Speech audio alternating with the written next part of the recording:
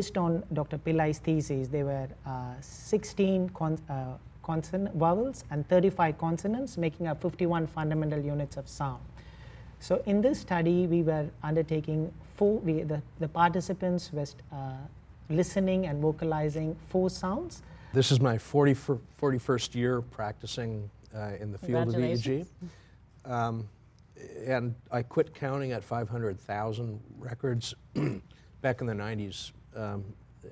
And EEG is pattern recognition, so the more you see, the better you're able to see it. Right. And there are really only a handful of people that have seen that many EEGs.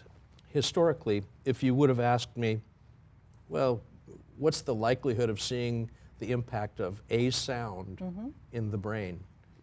Well, yeah, you'll probably see an impact in the primary auditory cortex. You see a little ripple in the pond of throwing the little pebble of sound in.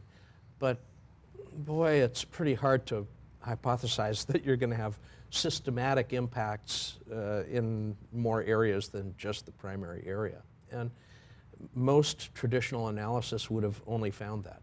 Right. However, we're using modern computer technology and advanced science here.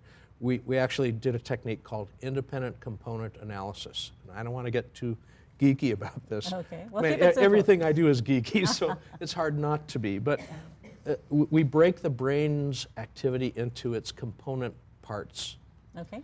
And different locations are responsible for different things, and you'll see when we actually look at these components that the impact of these sounds is in fact felt everywhere in the brain, not just in the primary auditory cortex.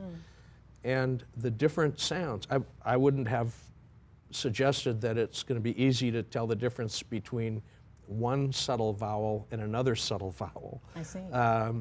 So seeing a distinct response, we can see the effect clearly even in this pilot study. Wonderful. So the effect is a strong effect, not a weak effect, or we would not have been able to see it at all, other than with statistics. Right. And you'll be able to see with your eyes, with no statistician, that these effects are there in the brain. We did this very blinded, and only as you unveil some of your hypotheses have we been able to generate some of the images. The double blind or the triple blind model is a good model because of now quantum physics says that the observer decides the reality.